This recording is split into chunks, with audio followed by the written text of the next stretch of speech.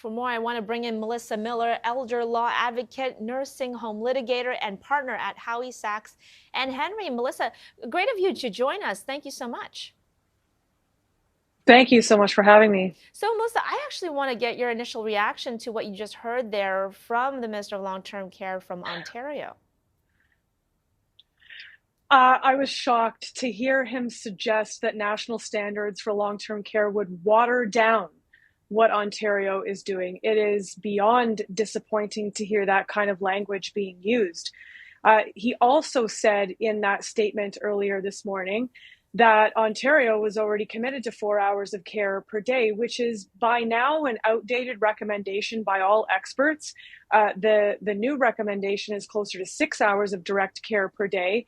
And that promise was made by 2024. And he said in his speech earlier this morning that we can't expect that now until 2025. So altogether, very disappointed with Minister Calandra's remarks. Speaking about the federal standards that were rolled out today, these are voluntary. They are not mandatory right now.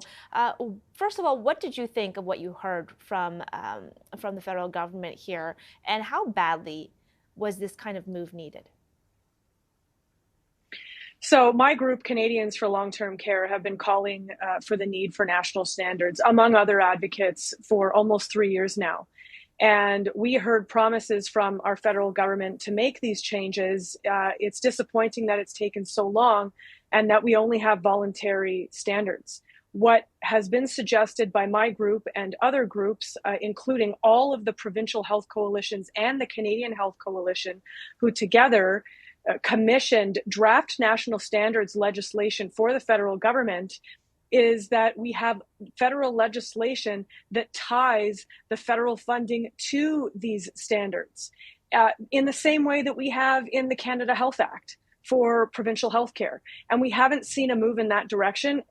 Which means we don't have any carrot or stick mechanism within the context of long-term care across Canada. And that's highly concerning.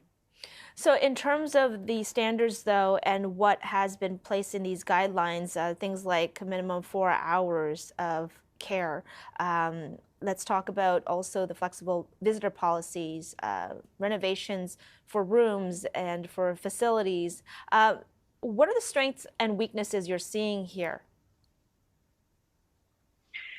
I mean, again, I think the commitment to patient-centered care is a strength. Certainly, we saw the destruction of what happened during COVID with frigid and rigid visitor policies and outdated infrastructure. But the downside is that with only voluntary measures in place by the provinces and a very heavy emphasis by all provinces across Canada for for-profit care, that's what we're going to see prioritized because these standards aren't mandatory. So the Health Standards Organization that put out these recommendations estimates that about 68% of long-term care homes will be accredited using these standards. Do you think you'll see that high a mark, or do you think that they need more of a push? So there's already voluntary standards and accreditation that exists across Canada that predated the HSO project, and the rate is about the same, about 68 to 70%. I don't think we're going to see a real difference here. What we need is a commitment from our federal government to actually implement mandatory measures in order to be in receipt of federal funding in the same way that we see for healthcare dollars.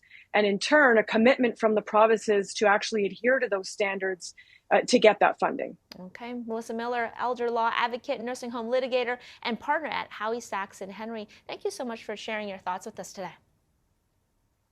Thank you.